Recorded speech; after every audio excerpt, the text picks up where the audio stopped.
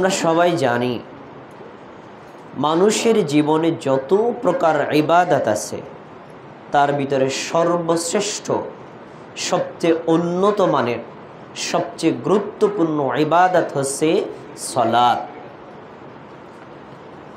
এই সালাত তখনই শ্রেষ্ঠ ইবাদত বলে গণ্য হবে যখন সালাতে পঠিত প্রতিটি বিষয় বুঝে মনোযোগের সাথে, গুরুত্বের সাথে, ধীর স্থিরতার সাথে আদায় করা হবে। আর যদি বুঝে শুনে ধীর স্থিরতার সাথে, মনোযোগের সাথে সালাতে পঠিত বিষয়গুলো আদায় না হয়, বান্দা সালাত আদায় করবে গতানুগতিকভাবে, কিন্তু এই সালাত আদায়ের মাধ্যমে যে মনের একটা প্রশান্তি, এটা পাওয়া যাবে না। জনৈক ব্যক্তির, আমি নাম বলছি না, জনৈক ব্যক্তি একটি বই লিখেছিলেন, জীবন্ত নামাজ। নামাজের এই বইটার শিরোনাম থেকে একটা জিনিস বোঝা যায়, নামাজ আবার মরণতও আছে। জীবন্ত যদি নামাজ হয় তো মরণত নামাজও আছে। মরণত নামাজ কোনটা? যেটি শুধু জন্মের পর থেকে মরণ পর্যন্ত পড়েই গেলাম, কিন্তু নামাজে পঠিত বিষয়গুলো আমি আল্লাহর সাথে কি বলছি কোনোদিন জানার চেষ্টা করলাম না, এটা হলো মরণত নামাজ। আর জীবন্ত নামাজ যদি পড়তে হয়, এই নামাজের সব বিষয়গুলো আমাদের জেনে বুঝে ধীর স্থিরতার সাথে, আন্তরিকতার সাথে পড়তে হবে, তবেই আপনার নামাজটা আপনি পড়ে মনে প্রশান্তি লাভ করবেন। আমি শুরুতে একটা আয়াত আপনাকে শোনাই, সূরা তাহা 14 নম্বর আয়াত। আল্লাহ কি বলছেন? ইন্নানি আনাল্লাহ, নিশ্চয়ই আমি হলাম আল্লাহ, লা ইলাহা ইল্লা আনা, জেনে রাখো আমি ছাড়া আর কোনো সত্যিকার ইলাহ নাই। তাহলে সত্যিকারের ইলাহ কে? আল্লাহ। সে আল্লাহ বলছেন ফা'বুদুনি, তুমি আমার ইবাদত করো।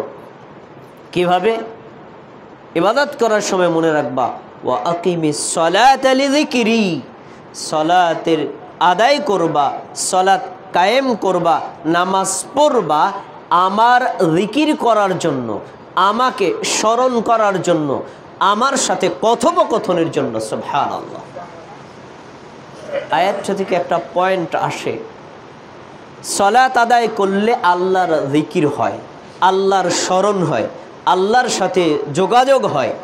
যোগাযোগ তো তখনই হবে যখন বান্দা কি পড়ছে সে বুঝে শুনে শান্তভাবে পড়বে।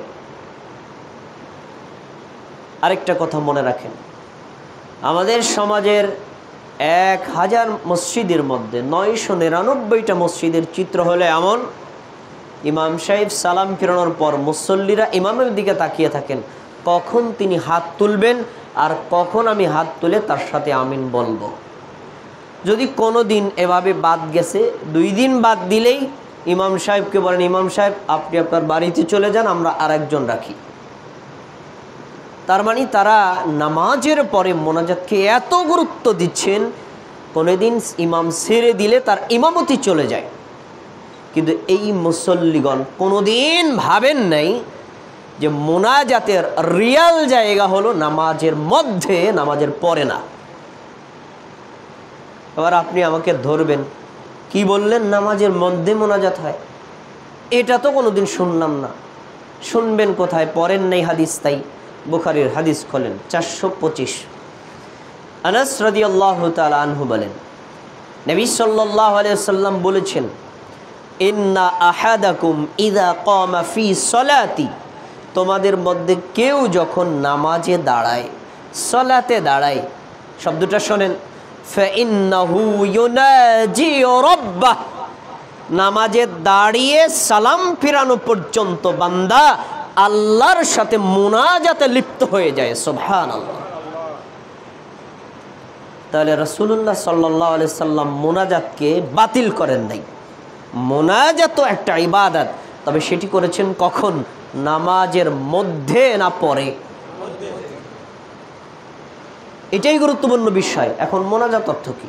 মোনাজাত বাবে মুফাআলা এর সিগা, মোনাজাত মানে দুইজনের কথোপকথন, দুইজনের, এক হলেন বান্দা আর একজন হলেন আল্লাহ। বান্দা চাইবে আর আল্লাহ দিবে, এই চাওয়া আর দেওয়ার সেতু বন্ধনের জন্যই আল্লাহ সালাতের ব্যবস্থা রেখেছেন। কিন্তু আপনি নামাজের মধ্যে আল্লাহর সাথে মোনাজাত করবেন কিভাবে? নামাজে যা পড়েন তা যদি আপনি বুঝে পড়েন, জেনে পড়েন, তখনই আপনি আল্লাহর সাথে মোনাজাতে লিপ্ত হতে পারবেন। সেজন্য আমাদের উচিত হবে গতানুগতিকভাবে নামাজ না পড়ে আমরা নামাজে যা পড়ি কমপক্ষে জীবনে একবার হলেও অর্থটা বুঝে নেওয়ার চেষ্টা করা। যদি আপনি বুঝে নামাজ আদায় করেন, আমি আত্মবিশ্বাসের সাথে বলতে পারি আপনার আগের নামাজের চিত্র পরের নামাজের চিত্র অনেকটাই ব্যবধান দেখা যাবে। পরের নামাজের মধ্যে আপনি একটা প্রশান্তি অনুভব করবেন, আমি আল্লাহর সাথে কথোপকথন করলাম। এখন নামাজে মোনাজাত কিভাবে বুঝবেন? নামাজে ধারাবাহিক পঠিত যে সকল বিষয়গুলো আছে আপনি সেগুলোর দিকে দৃষ্টি দেন, তাহলে আপনি বুঝতে পারবেন। আমার কথা আমি বলছি, আপনাদের কথা বাদ। আমি জন্মগতভাবে একজন হানাফি। 2010 সালে সালাফিদের কিতাবাদি পড়া শুরু করি। 2013 সালে পরিপূর্ণ পরিবর্তন হয়ে যায়, মানে বুঝতে পারি সালাফি মানহাজ, সালাফি আকিদাটাই মূলত আল্লাহর রাসূলের রেখে যাওয়া আকিদা এবং মানহাজ, আর সালাফিদের আকিদা মানহাজটাই হলো আল্লাহর রাসূলের সাহাবীদের রেখে যাওয়া আকিদার মানহাজ। তাহলে আমার বাপদাদার রেখে যাওয়া মানহাজটাকে পরিত্যাগ করতে তো দ্বিধা থাকার কথা না, ছেড়ে দিই। 2013 সাল থেকে আমার একটা কল্পনা, আমি যে নামাজ আদায় করি কার জন্য? আল্লাহর জন্য। তার নামাজের মধ্যে কি পড়ি তার অর্থটা আমাকে জানতে হবে। আর 2013 সালেই আমি দাওরায়ে হাদিস শেষ করি, 2013 সালেই আমি কামিল হাদিস শেষ করি, মানে কওমিতে আলেম মাওলানা, আলিয়াতেও আলেম মাওলানা, ডাবল টাইটেল থাকার পরেও আমি নিজেও জানি না নামাজের শুরু থেকে শেষ পর্যন্ত যা পড়ি তার অর্থ। নিজেকে নিজে প্রশ্ন করলাম, অর্থটা কি জানা দরকার না? হ্যাঁ, তাহলে আমি একটু গবেষণা করি। এবার পড়া শুরু করলাম, লেখা শুরু করলাম। আলহামদুলিল্লাহ 2013 সাল থেকে শুরু করে 3 বছরে 2016 সাল পর্যন্ত 3 বছরে আমি আমার লেখাটাকে সম্পন্ন করলাম আর নিজের গবেষণা সম্পন্ন করলাম। তারপরে ভাবলাম এটা নিজের মধ্যে না রেখে একটু ভাইদের ভিতরে বিতরণ করি। এই যে আমার লেখা সেই কিতাবটা, একেবারে সলাতের শুরু থেকে শেষ পর্যন্ত আপনি যা পড়েন প্রত্যেকটার আরবি উচ্চারণ, অর্থ, দলিল, হাদিস নম্বর, কোরআনের আয়াত নম্বর সহ দেওয়া আছে। আপনার কাছে একেবারে সহজবোধ্য হবে। আমি সংক্ষেপে তার চিত্রটা আপনার সামনে তুলে ধরছি। আসুন, আমরা প্রথমে নামাজে দাঁড়িয়ে প্রথমে কি করি? প্রথমে আমরা জায়নামাজে দোয়া পড়ি না? আচ্ছা, যারা পড়ি তারা কিন্তু জানি না জায়নামাজের দোয়াটা আসলে কিভাবে প্রচলন হয়েছে। একটু সংক্ষেপে বলে দিচ্ছি, বিস্তারিত বলার সময় পাওয়া যাবে না। জায়নামাজ অর্থ হলো নামাজের বিছানা। জেনে রাখেন, নামাজের বিছানার জন্য ইসলামের শরীয়তে কোনো দোয়া নাই। তাহলে জায়নামাজের দোয়াও নাই। তাহলে জায়নামাজের দোয়া যদি না থাকে, আমরা যেটা পড়ি ইন্নী ওয়াজ্জাহতু ওয়াজহিয়া লিল্লাযী, এর তো কোরআনে আছে, সূরা আনামের 162 নম্বর আয়াত। তাহলে আপনি বলছেন নাই মানে? হ্যাঁ আছে, এই আয়াত দুইটা ওখানে উল্লেখ করা আছে, কিন্তু এটা যে আল্লাহু আকবার বলার আগে পড়তে হবে তার কোনো দলিল নেই। কোরআনের আয়াত থাকলেই তো আপনি পড়তে পারবেন না। ওই আয়াতটা আমাদের নবী কোথায় পড়ছেন তা জেনে পড়তে হবে। তাহলে প্রচলন হলো কিভাবে? প্রচলন হয়েছে এভাবে, আবু দাউদে একটা হাদিস আছে, নবী সাল্লাল্লাহু আলাইহি ওয়াসাল্লাম যখন সালাত শুরু করতেন তখন তিনি বলতেন ওয়াজ্জাহতু ওয়াজহিয়া লিল্লাযী ফাতারাস সামাওয়াতি ওয়াল আরদ। এই পুরোটা এই হাদিসটা পরেই কেউ হয়তো বুঝে নিয়েছেন নামাজ শুরু পড়তেন, তাহলে শুরুতে এটা, কিন্তু পরের হাদিসটা কেউ পড়ে নাই। আবু দাউদে তারপরে হাদিস, মুসলিমে তারপরে হাদিস, দুটো একসাথে উল্লেখ করা। আলী রাদিয়াল্লাহু তাআলা আনহু বলেন, ইদা কামা ইলাস সালাতি, নবী যখন সালাতে দাঁড়াতেন, কাব্বারা, মনোযোগ দিয়ে কথাগুলো শুনবেন, কাব্বারা তাকবীর দিতেন, মানে তাকবীরে তাহরিমা, সুম্মা ক্বালা, তারপরে বলতেন ওয়াজ্জাহাতু ওয়াজহিয়া লিল্লাযী ফাতারাস সামাওয়াতি ওয়াল আরদ। তাহলে এখানে হাদিসে, পরের হাদিসে স্পষ্ট নবী এটা পড়েছেন কখন? আল্লাহু আকবার বলার আগে না পরে? সবাইকে আমার কথা বুঝতে পেরেছেন? একেবারে স্পষ্ট। তিনি তাকবীর দিতেন তারপরে পড়তেন। তাহলে এটা পড়তেন কখন? আল্লাহু আকবার বলার আগে না পরে? আমরা বলি কখন? এটাই ভুল, এটাই ভুল। তাহলে এবার আপনি বলবেন এটা যদি আল্লাহু আকবার বলার পরে বলি তাহলে সানা সুবহানাকাল্লাহুম্মা গেল কোথায়? আরে ভাই, আমি আমার বইটাতে উল্লেখ করেছি 7টি সানা হাদিসে বর্ণিত হয়েছে। 7টি সানা, একটা না। তার ভিতরে একটা হলো ওয়াজ্জাহাতু ওয়াজহিয়া লিল্লাযী। এটা যদি পড়েন সুবহানাকাল্লাহুম্মা দরকার নাই, আর যদি সুবহানাকাল্লাহুম্মা এটা পড়েন তাহলে ওয়াজ্জাহাতু ওয়াজহিয়া লিল্লাযী দরকার নাই। আরও আছে, সামনে কথা বলার সঙ্গে আসবে। এখন কথা হলো তাহলে যেটা পড়া দরকার আল্লাহু আকবার বলার পরে আমি পড়ি আগে, এটা কি ভুল না ঠিক? ভুল সংশোধন করতে হবে। 1। 2 নম্বর, আমরা এরপরে কি করি? নিয়ত পড়ি, তাই না? নিয়ত পড়ি, শব্দটা শোনেন, পড়ি। কিন্তু কোরআন এবং হাদিসে নিয়ত পড়তে বলা হয়নি, বলা হয়েছে নিয়ত করতে। তাহলে করা আর পড়ার মধ্যে পার্থক্য কি? আমার ফরজ গোসল হয়েছে, গোসল করলাম, কেন? নামাজ পড়বো তাই, একবার নিয়ত। আমার অজু ভেঙে গেছে, অজু করেছি, কেন? নামাজ পড়বো তাই, নিয়ত কয়বার হয়েছে? 2 বার। আমি জামাতের সাথে নামাজ আদায় করব, মসজিদে রওনা দিলাম, কেন? নামাজের জন্য, নিয়ত হয়েছে কয়বার? 3 বার। এরপর ইমাম সাহেব একামত দিচ্ছেন, আমি কাতারবন্দি হয়ে দাঁড়াইছি, কেন? নামাজের জন্য, নিয়ত হয়েছে কয়বার? এরপরে বলে নিয়ত বাকি আছে। 4 বার নিয়ত আমার অন্তরে করা শেষ। এই অন্তরে নিয়ত করা হলো ফরজ। আর মুখে, আরবি বলেন, বাংলায় বলেন, ইংরেজিতে বলেন, নিয়ত পড়া ফরজ না, ওয়াজিব না, সুন্নাত না, মুস্তাহাব না, এটা বরং বিদআত। কেন? আমাদের নবী সাহাবীগণ করেন নাই, তাই করা বিদআত। কেউ আমারে গলা টিপে ধরবেন আমার নামাজের শেষে, এই মিয়া দাঁড়ান, আমি নিয়তটা পড়ি, কেন জানেন? নবী করেছেন না করেছেন ওটা কোনো কথা না, সাহাবী করেছেন না করেছেন কোনো কথা না। কেন করি? আমি আমার মনের নিয়তটাকে শক্ত করার জন্য করি। মনে মুখে একটু বললে, নাওয়াইতুন বললে শক্ত হয়। আমি ওই ভাইয়ের কাছে অনুরোধ করে বলছি, আপনি যদি শক্ত করতে যান আরও বেশি ঢিল হবে। কেন? আপনি নবীর সুন্নাতের বাইরে চলে গেছেন, ঢিল হবে কিভাবে? মনে রাখেন যে নিয়ত যদি কেউ পড়ে তাহলে কয়েক জায়গায় শব্দ পরিবর্তন করতে হয়।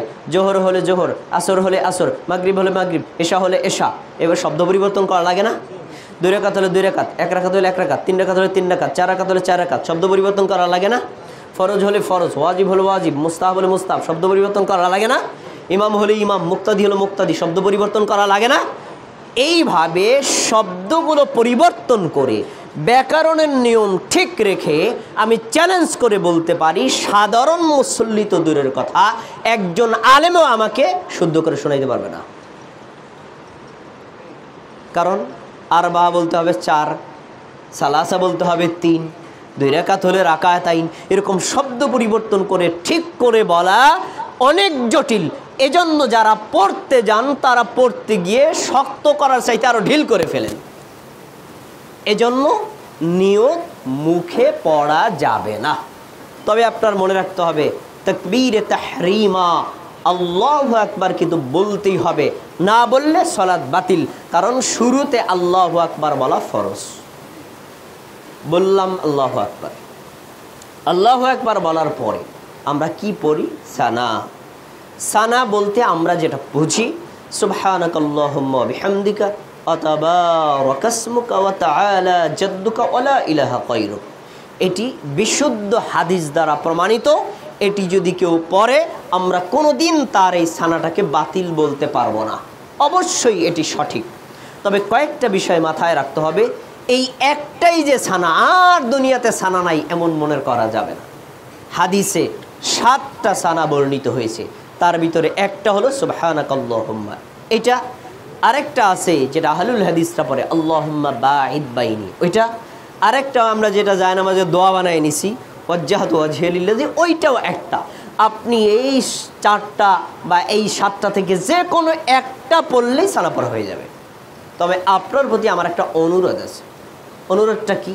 আপনি যেটা পড়েন জীবনে একবার হলেও অর্থ শিখে মনোযোগ দিয়ে পড়বেন, আপনার নামাজের প্রশান্তি মনোযোগ অনেক বেশি বাড়বে ইনশাআল্লাহ। দেখেন আমরা নামাজে দাঁড়ায় মোনাজাত করি, তার প্রমাণগুলো নেন। সুবহানাকাল্লাহুম্মা, হে আল্লাহ আপনি হলেন পবিত্র, অবিহামদিকা, আপনার প্রশংসার সাথে আপনি পবিত্র, ওয়া তাবারাকাসমুকা, আপনার নামগুলো হলো বরকতময়, ওয়া তাআলা জাদ্দুকা, আপনার মর্যাদা অনেক ঊর্ধ্বে, ওয়ালা ইলাহা গায়রুক, আপনার কোনো অন্য ইলাহ নাই। দেখেন প্রত্যেকটা বাক্য আমি কার সাথে কথা বলছি বলেন তো? তাহলে কি মোনাজাত না? আচ্ছা, এবার আহলুল হাদিসরা যেটা বলে সেটার অর্থ দেন। আল্লাহুম্মা বাঈদ বাইনি ওয়া বাইনা খাতায়ায়া কামা বাআদতা বাইনাল মাশরিকি ওয়াল মাগরিব, আল্লাহ আমার থেকে আমার পাপটাকে সেই রকম দূরত্বে সরিয়ে দেন, পূর্বকে পশ্চিম থেকে যেরকম দূরত্বে সরিয়ে রেখেছেন আমার পাপকে সেই রকম দূরে সরিয়ে দেন। তারপরে আল্লাহুম্মা নাক্কিনি মিনাল খাতায়া কামা ইউনাক্কাস সাওবুল আবিয়াদু মিনাদ দানাস, আল্লাহ সাদা কাপড়কে ময়লা থেকে ধুয়ে মুছে যেভাবে পরিষ্কার করা হয় আমার পাপগুলো আপনি সেইভাবে ধুয়ে মুছে পরিষ্কার করে দিন। আল্লাহুম্মা আগসিল খাতায়া বিল মাই ওয়াস সালজি ওয়াল বারাদ, আল্লাহ আপনি আমার পাপগুলোকে শিশির দ্বারা বরফ দ্বারা ধুয়ে মুছে পরিষ্কার করে দিন। সুবহানাল্লাহ। এই দোয়াটার মূল মিনিং কি? আমি প্রত্যেকটা বাক্যে আল্লাহর কাছে আমার পাপের জন্য ক্ষমা চাচ্ছি। এবার আপনারা বলেন এটা কি মোনাজাত নয়? হ্যাঁ, আমরা মোনাজাত কোনটারে মনে করি? রব্বানা আতিনা ফিদ দুনিয়া হাসানা, হাত তুলছি মোনাজাত, হাত তুলে নেই মোনাজাত না, এটা ভুল। আমি তো প্রত্যেকটা বাক্য আল্লাহর সাথে মোনাজাতে লিপ্ত হচ্ছি। এই জন্য সহিহ মুসলিমের প্রসিদ্ধ একটা হাদিস আপনাদের জানা আছে, আলেম ওলামারা আপনারা অনেকবার বলেছেন, তুমি আল্লাহর ইবাদত ওইভাবে করো যেন তুমি নিজ চোখ দিয়ে আল্লাহকে দেখতে পাচ্ছ। এরকম যদি ঈমান তোমার না হয় কমপক্ষে এতটুকু মনে করতেই হবে, আরে আমি আল্লাহকে দেখছি না, আল্লাহ আমাকে দেখছেন। বলেন সুবহানাল্লাহ। এখন এইরকম বিশ্বাস আপনার কখন হবে? যখন আপনি প্রত্যেকটা শব্দ শান্তশিষ্টভাবে অর্থ বুঝে মনোযোগের সাথে পড়বেন, তখনই আপনার মনে হবে। আর যদি সুবহানাকাল্লাহুম্মা বিহামদিকা তাবারাকা ইসমুকা ওয়া তাআলা ওয়া লা ইলাহা গায়রুহু আল্লাহু আকবার সুবহানাল্লাহিল আযীম সুবহানাল্লাহিল আযীম, এগুলোতে কোনোদিন মনোযোগ হবে না।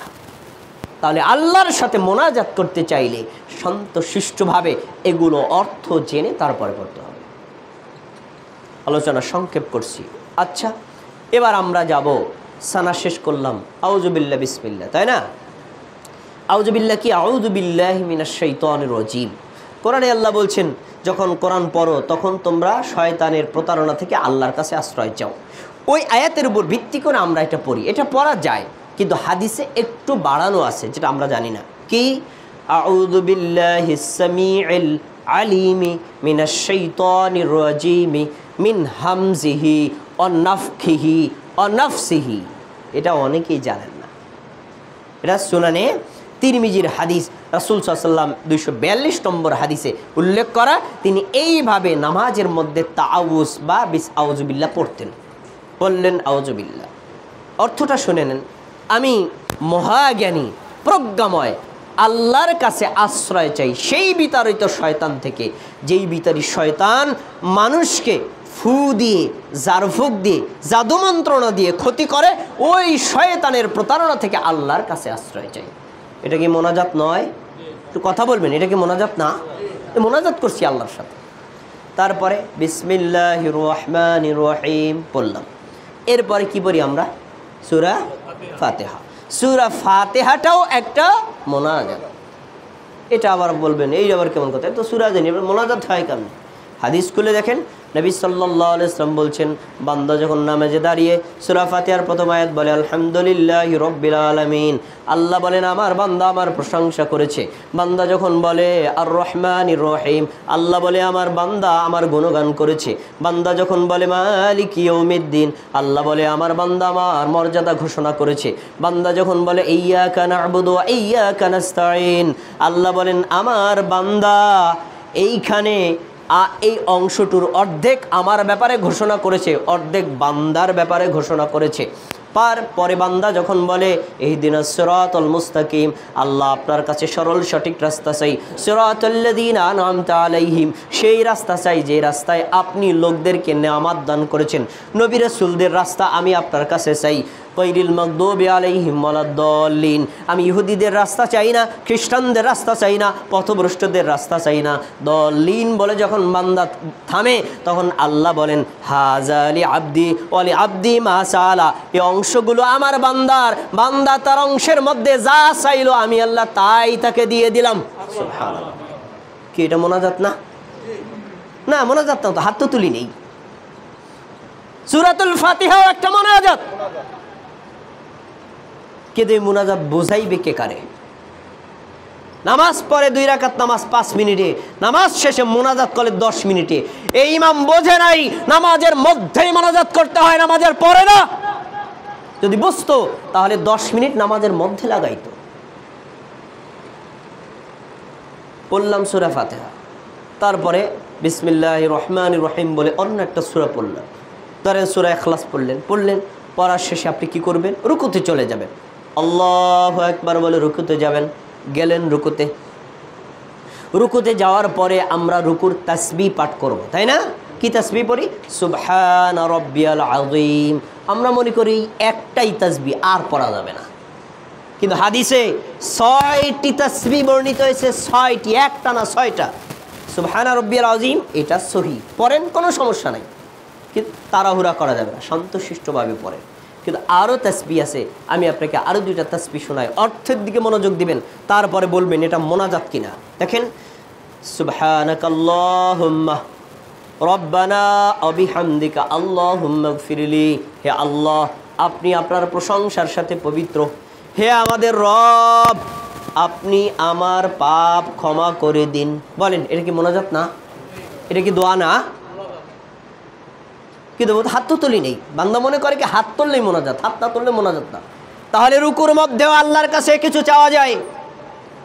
আর একটা তাসবিহ শোনেন, নবী সাল্লাল্লাহু আলাইহি ওয়াসাল্লাম রুকুতে গিয়ে পড়তেন আল্লাহুম্মা লাকা রাকাতু, আল্লাহ আমি আপনার জন্য রুকু করলাম, ওয়ালাকা আসলামতু আপনার সামনে আত্মসমর্পণ করলাম, খশালাকা সামঈ আমার কান আপনার সামনে আত্মসমর্পণ করলো, ওয়াসামঈ ওয়া বাসারি আমার চোখ আপনার সামনে আত্মসমর্পণ করলো, অমুখী আমার মগজটাও আপনার সামনে আত্মসমর্পণ করলো, ওয়া আযমি আমার হাড়গুলো আপনার সামনে আত্মসমর্পণ করলো, ওয়া আসবি আমার শরীরের প্রত্যেকটা শিরা উপশিরা আপনার সামনে আত্মসমর্পণ করলো। বলে সুবহানাল্লাহ।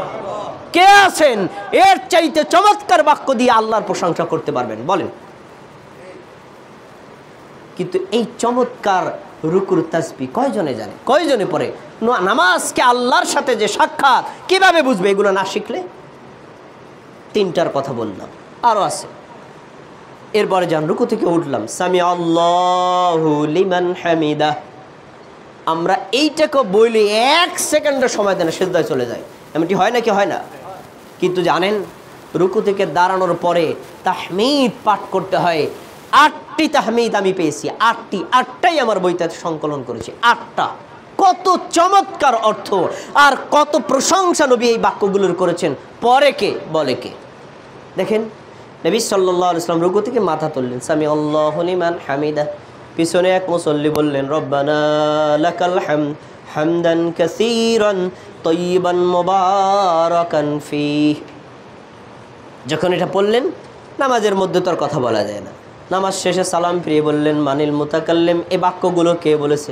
সাহাবী ভয় পেয়ে গেছে, ভুল করলাম বলে কিছু বলে না। দ্বিতীয় বলে কে বলেছে বলো। এক সাহাবী দাঁড়িয়ে বলছে আল্লাহ রাসূল আমি বলছি। নবী সাল্লাল্লাহু আলাইহি সাল্লাম বললেন সাহাবী তুমি দেখো না আমি দেখি। আমি দেখলাম 30 জন ফেরেশতা প্রতিযোগিতা করছে তোমার এই বাক্যগুলো লিখে আল্লাহর দরবারে কে আগে পৌঁছে যাবে। সুবহানাল্লাহ। নবী কি নিন্দা করেছেন না প্রশংসা করেছেন? পড়া লাগবে নাকি লাগবে না? তা আমরা ইমামদের পিছনে পড়ি, এটুকু পড়ার কি সময় পাই? তার উচিত নিজেরও পড়া, মুসল্লিদেরকে পড়তে সময় দেওয়া।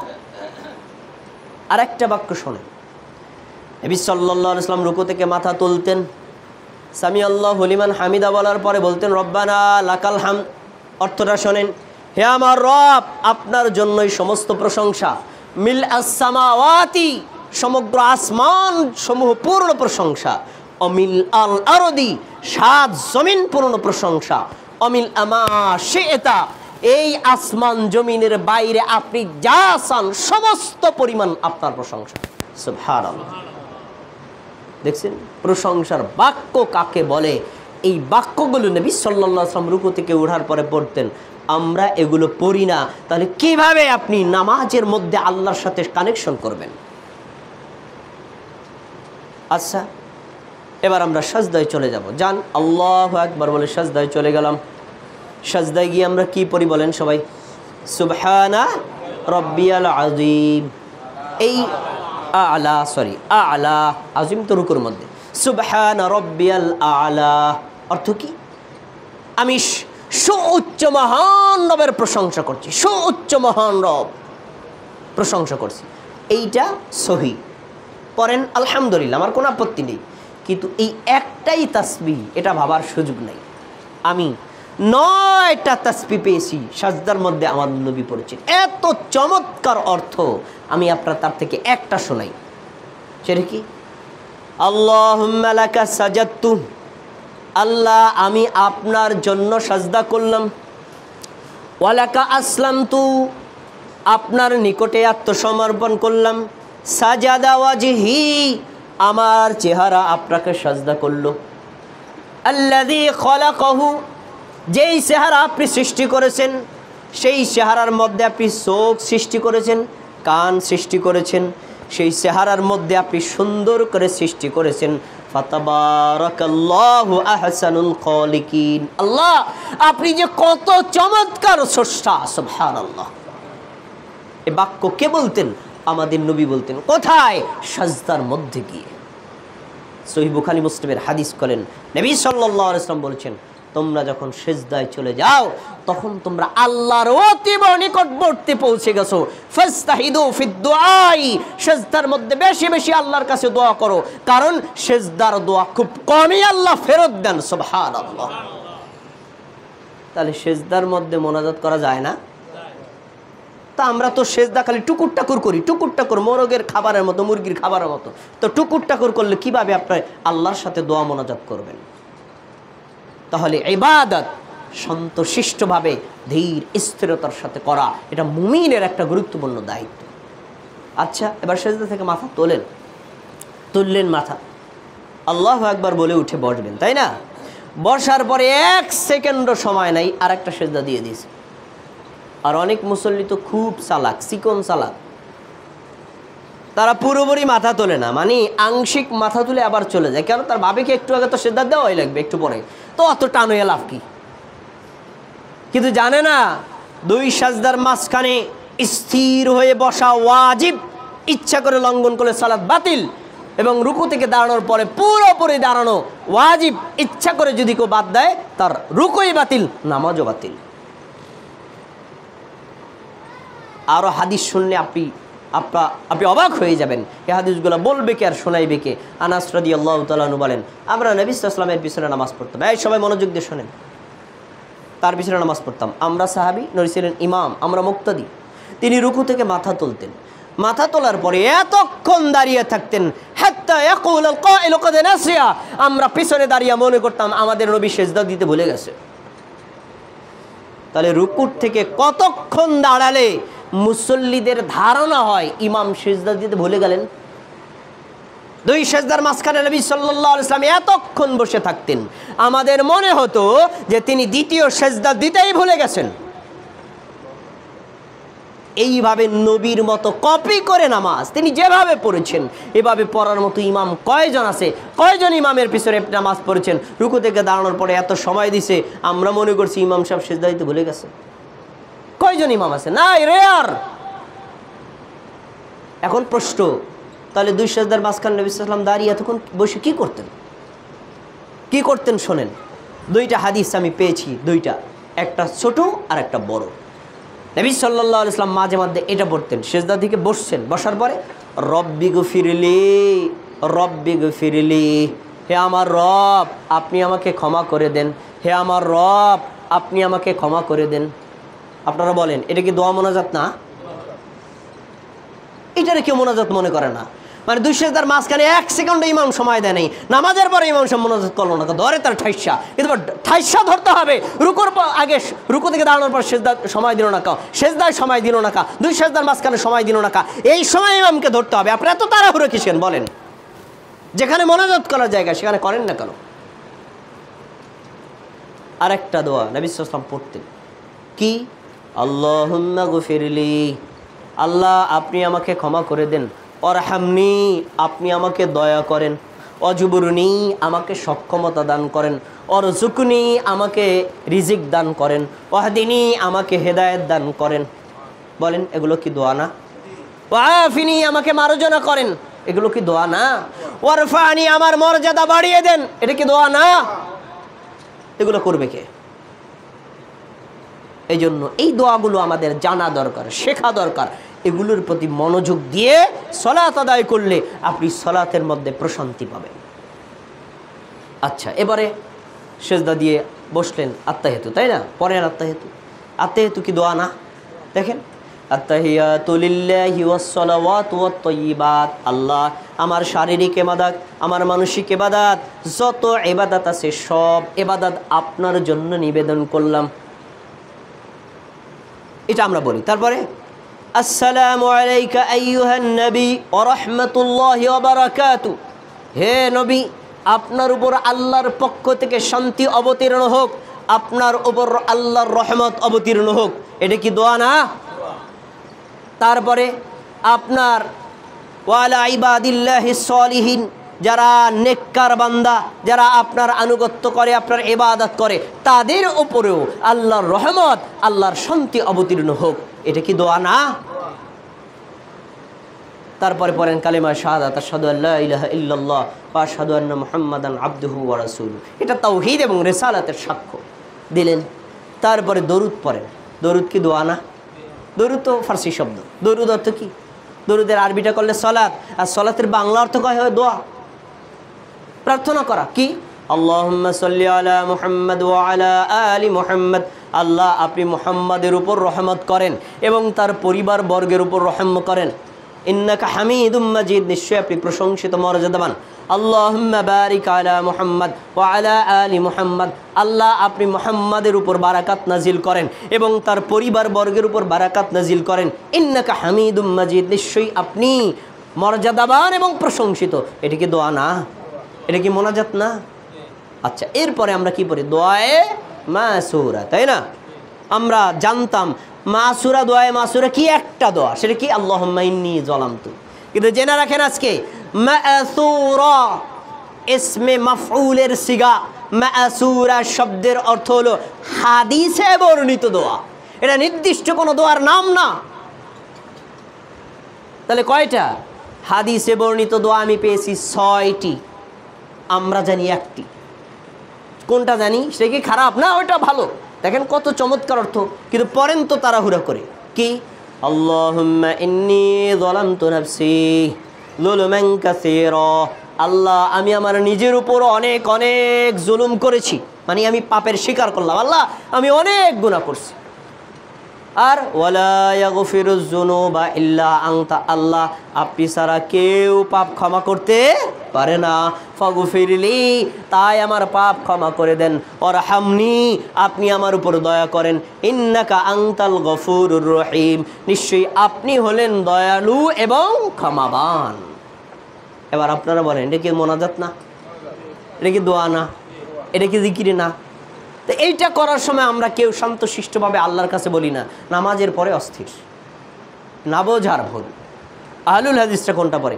আল্লাহুম্মা ইন্নী আউযু বিকা মিন আযাবিল কবর, আল্লাহ আমি আপনার কাছে কবরের আযাব থেকে আশ্রয় চাই। বলেন একে মোনাজাত না? ওয়া আউযু বিকা মিন আযাবিন নার, আল্লাহ আমি আপনার কাছে জাহান্নামের আযাব থেকে আশ্রয় চাই। এটা কি মোনাজাত না? ওয়া আউযু বিকা মিন ফিতনাতি মাসিহিদ দাজ্জাল, আল্লাহ আমি আপনার কাছে মাসিহে দাজ্জালের ফিতনা থেকে আশ্রয় চাই। এটা কি মোনাজাত না? ওয়া আউযু বিকা মিন ফিতনাতিল মাহইয়া ওয়া ফিতনাতিল মামাত। আল্লাহ, আমি আমার জীবনের ফিতনা এবং আমার মরণের সময় যে শয়তানের ফিতনা, সেই ফিতনা থেকে আপনার কাছে আশ্রয় চাই। এটা কি দোয়া মোনাজাত না? এরপরে আল্লাহুম্মা ইন্নী আউযু বিকা মিনাল মা'সামি ওয়াল মাগরাম, আল্লাহ আমি আপনার কাছে ঋণগ্রস্ত হওয়া থেকে এবং আপনার কাছে পাপে লিপ্ত হওয়া থেকে আশ্রয় চাই। এটা কি দোয়া মোনাজাত না? কে করে, কে শেখে, আর কি বলে? তাহলে এই যে দোয়াগুলো, এত চমৎকার অর্থ, এত মন জোড়ানো অর্থ আমরা জানি না। এজন্য আপনাদের প্রতি অনুরোধ রইল, নামাজের শুরু থেকে শেষ পর্যন্ত আমরা যা পড়ি একটু অর্থ জানেন, জানার পরে পড়ার চেষ্টা করেন, ধীর স্থিরভাবে নামাজ আদায় করেন। নামাজের মধ্যে অবশ্যই আপনি মজা পাবেন। আচ্ছা, এরপরে কি করি আমরা? ডানে সালাম ফিরাই, বামে সালাম ফিরাইলাম। সালাম এইটাও একটা দোয়া, কি বিশ্বাস হয় না? সালাম কি একটা দোয়া না? আসসালামু আলাইকুম ওয়া রাহমাতুল্লাহ, আল্লাহ আপনাদের উপর শান্তি অবতীর্ণ করুক, আপনাদের উপর রহমত অবতীর্ণ করুক। এবার এটা কি দোয়া না? এটাও তো দোয়া। এবার আপনারা বলেন তো, আল্লাহু আকবার বলে হাত বাঁধার পর থেকে সালাম পর্যন্ত মোনাজাত করছি নাকি করি নাই? দোয়া করছি নাকি করি নাই? জিকির করছি নাকি করি নাই? আল্লাহর সাথে মোলাকাত করছি নাকি করি নাই? কয়জন মুসল্লি আছে এইভাবে ধীর স্থিরতার সাথে আল্লাহর দিকে মনোযোগ দিয়ে, অর্থের দিকে খেয়াল দিয়ে এভাবে সালাত আদায় করে? কিন্তু আমাদের আদায় করা উচিত। এটা ছিল নবীর চরিত্র, এটা ছিল সাহাবীদের চরিত্র, এটাই ছিল তাবিঈদের চরিত্র, এটাই ছিল চার মাযহাবের ইমামদের চরিত্র। তারা সালাতে দাঁড়িয়ে আল্লাহর সাথে মোনাজাতে লিপ্ত হয়ে যেতেন। প্রিয় ভাইরা, আলোচনা সংক্ষেপ করে দিতে চাই। এরপরে আমার একটা পাঠ ছিল নামাজের পরে কিছু দোয়া এবং জিকির। আমি এটা বলবো না, কারণ সময় বেশি হয়ে যাবে তাই। তবে আপনাদের আজকে কিছু আমলি সবক দিয়ে যাব। আমি আজকে যেভাবে বলছি, আমার ধারণা এত সংক্ষেপ করে, এত শর্টে আপনার সামনে কেউ উপস্থাপন করে নাই। তাই আপনাদের একটু মনোযোগ দিয়ে শোনার অনুরোধ করছি। আপনারা যদি মনোযোগ দিয়ে শোনেন, আপনাদের সবার মুখস্থ হয়ে যাবে। ইমাম ডানে বামে সালাম ফিরাইলেন, আমরাও ফিরাইলাম। ফিরানোর পরে ইমাম মুক্তাদির দিকে ফিরে ডান হাতটাকে প্রসারিত করে তা এই জিকির এবং তাসবিহগুলো পাঠ করবেন। মুক্তাদিরা যার জায়গায় থেকে অথবা জায়গা ডিসপ্লেস করে এই জিকিরগুলো করবেন। এটা হলো একটা গুরুত্বপূর্ণ সুন্নাহ, কিন্তু আমরা এই সুন্নাহটা হারিয়ে ফেলেছি। কেন হারিয়ে গেল?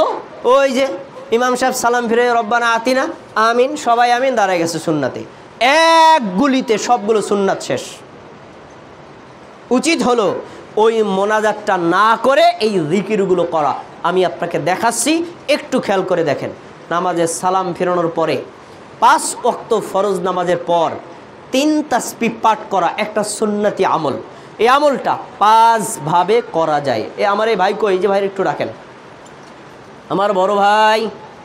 এখন যদি একটু মনোযোগ না দেন তাহলে আমার খুতবার ফায়দা শেষ। সবাই একটু আমার দিক তাকান, আমার দিক তাকান, একটু খেয়াল করে শোনেন। নামাজের সালাম ফিরানোর পর 3 তাসবিহ কয়ভাবে পড়া যায়? সবাই একটু কথা বলেন, কয়ভাবে? দেখেন আপনারা কয়ভাবে পড়েন, একটু মনোযোগ দেন। 1, 10 বার সুবহানাল্লাহ, 10 বার আলহামদুলিল্লাহ, 10 বার আল্লাহু আকবার। 3 10 কত হলো? সবাই কথা বলবেন। 30। 1 ওয়াক্ত ফরজ নামাজের পর যদি আপনি পড়েন হলো 30। এভাবে 5 ওয়াক্ত ফরজ নামাজের পর পড়লেন। এবার 30 রে 5 দিয়ে গুণ দেন, কত হয়? 150। সুনানে নাসাইতে নবী সাল্লাল্লাহু আলাইহি ওয়াসাল্লাম হাদিসে স্পষ্ট উল্লেখ করা, বান্দা দুনিয়াতে পড়বে 150 বার, আল্লাহ খুশি হয়ে 10 গুণ করে আল্লাহ তাকে নেকি দিবেন 1500 বার পড়ার। সুবহানাল্লাহ। এই আমলটা আমরা অনেকে জানি না, করতেও পারি না। 1 মনে রাখবেন। 2 সংক্ষেপ করছি। 2 33 বার সুবহানাল্লাহ, 33 বার আলহামদুলিল্লাহ, 33 বার আল্লাহু আকবার। সবাই কথা বলেন। 33 কত হয়? 99। এই জিকিরটা কেউ যদি করে, বুখারীর 843 নম্বর হাদিস, নবী সাল্লাল্লাহু আলাইহি ওয়াসাল্লাম বলেছেন, ওই ব্যক্তির আমল নামায় হজের নেকি, ওমরার নেকি, জাকাতের নেকি, দানের নেকি, জিহাদের নেকি লেখা হবে। সুবহানাল্লাহ। কয়টা আমলের নেকি? মনে রাখেন, গেল 2 ধরনের জিকির। 3 নম্বর, 33 বার সুবহানাল্লাহ, 33 বার আলহামদুলিল্লাহ, 33 বার আল্লাহু আকবার, এইটুকু আগের সাথে মিলছে, তাই না? মিলছে না? একটু ডিস্টেন্স। কি ডিস্টেন্স? একবার বলবেন লা ইলাহা ইল্লাল্লাহু ওয়াহদাহু লা শারীকা লাহু লাহুল মুলকু ওয়া লাহুল হামদু ওয়া হুয়া আলা কুল্লি শাইইন কাদির। আগের 99 আর এক কত হইল ভাই? 100। সহিহ মুসলিমের হাদিস, নবী সাল্লাল্লাহু আলাইহি ওয়াসাল্লাম বলছেন এই জিকিরটা কেউ যদি ফরজ নামাজের পর করে, গুফিরাত খতায়াহু ওয়া ইন কানাত মিসলা জাবাদিল বাহার, ওই লোকটার পাপ যদি সমুদ্রের পানির ফেনার সমান হয় তবু আল্লাহ ক্ষমা করে দিবেন। একটু পয়েন্ট বলি, খুতবা বড় হয়ে যায়, আপনারা রাগ করবেন, একটু পয়েন্ট বলি। আচ্ছা ভাই, নামাজে সালাম ফিরানোর পর আমরা কি করি? মোনাজাত করে আল্লাহর কাছে ক্ষমা চাই না? চাই না? ওখানে আপনি ক্ষমা চাইছেন, আল্লাহ ক্ষমা করতেও পারেন, নাও করতে পারেন, অনিশ্চিত। আর ফরজ নামাজের পরে যদি আপনি এই জিকিরটা করেন 33 বার সুবহানাল্লাহ, 33 বার আলহামদুলিল্লাহ, 33 বার আল্লাহু আকবার, একবার লা ইলাহা ইল্লাল্লাহু, তাহলে ক্ষমা হবে, এটা নিশ্চিত। এখন আপনি কোনটা করবেন? এই নিশ্চিতটা করা উচিত। আচ্ছা গেল 3। এবার 33 বার সুবহানাল্লাহ, 33 বার আলহামদুলিল্লাহ, 34 বার আল্লাহু আকবার, এটা অনেকে করেন, তাই না? করেন। এটার দুইটা ফজিলত। একটা হাদিস আসছে, নবী সাল্লাল্লাহু আলাইহি ওয়াসাল্লাম বলছেন এই জিকিরটা কেউ যদি করে আল্লাহ তাকে নিরাশ করে ফিরিয়ে দিবেন না, তার দোয়া কবুল করে নেকি দিবেন। আর আরেকটা হাদিসে আছে, সে এই যে 33 বার সুবহানাল্লাহ, 33 বার আলহামদুলিল্লাহ আর 34 বার আল্লাহু আকবার, মোট পড়লো 100 বার, আল্লাহ তাকে 1000 বার পড়ার নেকি দিবেন। কয়ভাবে গেল? 4 ভাবে। এবার 5 নম্বর, 25 বার সুবহানাল্লাহ, 25 বার আলহামদুলিল্লাহ, 25 বার আল্লাহু আকবার, 25 বার লা ইলাহা ইল্লাল্লাহ। 4 25 কত হয়? 4 25 100। এই 4 25 100 যদি কেউ জিকির করে, নবী সাল্লাল্লাহু আলাইহি ওয়াসাল্লামের একটা সুন্নাহ পালন করা হবে এবং এই ব্যক্তিকেও 1000 বার পড়ার নেকি দেওয়া হবে। কয়ভাবে গেল? এক নজরে বলে দিচ্ছি, মনে থাকবে না ইনশাআল্লাহ? মনে থাকবে না? এখন আপনি স্বাধীন। আপনি যদি এত ব্যস্ত হন, কমপক্ষে দরবার সুবহানাল্লাহ, দরবার আলহামদুলিল্লাহ এটা পড়তে পারবেন না? এত ব্যস্ত ভাই, দাঁড়াতে পারতেছি না, 30 সেকেন্ডও লাগবে না, পারবেন না? আর একটু সময় আছে, তাহলে এই 5টার মধ্যে কোনটার ফজিলাত আপনার বেশি পছন্দ হয় ওগুলো করেন। সময় আরও বেশি আছে, 5টাই করেন। করতে পারবেন না ইনশাআল্লাহ? আমরা আজকের এই খুতবা থেকে এই সালাতের পরে এই জিকিরটা যে আমাদের সমাজ থেকে হারিয়ে গেছে, আমরা 5 ওয়াক্ত ফরজ সালাতের পরে মুক্তাদি যারা আছি তারাও পড়ব, ইমাম যারা আছি তারাও পড়ব, তাহলে নবী সাল্লাল্লাহু আলাইহি ওয়াসাল্লামের যুগের হারিয়ে যাওয়া একটা সুন্নাতকে জীবন্ত করার নেকিও আপনি পাবেন ইনশাআল্লাহ।